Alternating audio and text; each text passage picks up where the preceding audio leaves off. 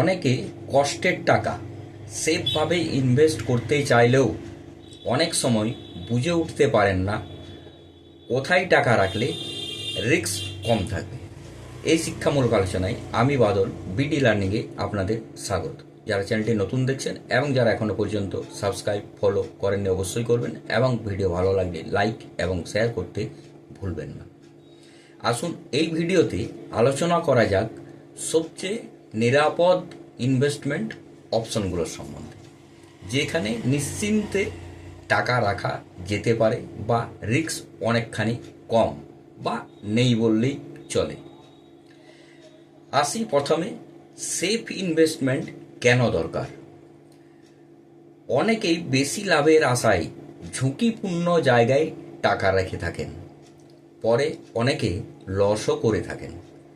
তাই প্রথমে বোঝা দরকার সব ইনভেস্টমেন্টে লাভ বেশি মানেই এটা নয় সেফ ইনভেস্টমেন্ট। সেফ ইনভেস্টমেন্ট মানে কম রিস্ক, ঝুঁকি, স্টেবল রিটার্ন।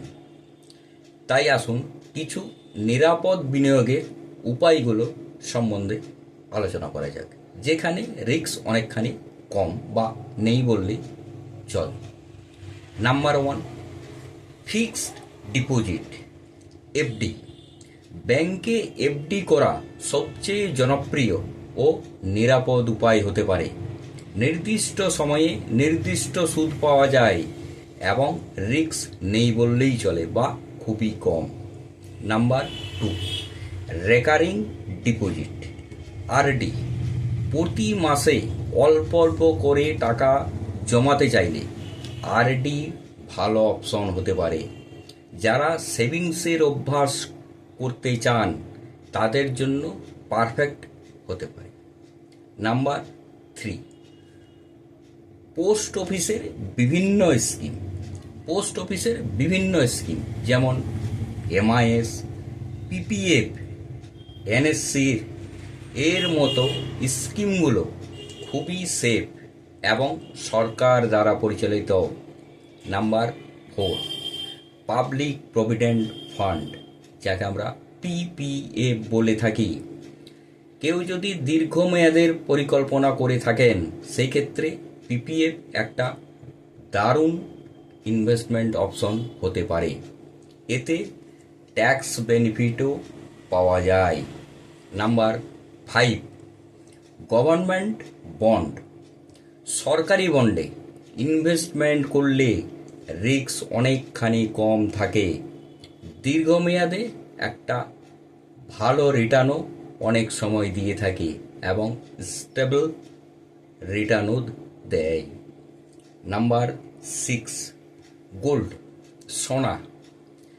ফিজিক্যাল গোল্ড বা গোল্ড ইটিএফ দুটোই ভালো অপশন হতে পারে।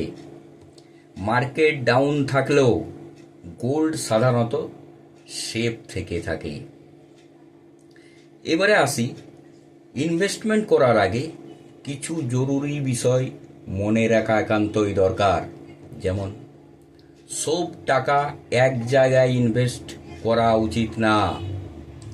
নিজের লক্ষ্য অনুযায়ী ইনভেস্ট করা দরকার।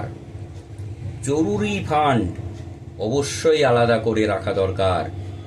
খুব বেশি লাভের লোভে ঝুঁকি নেওয়া উচিত হবে না।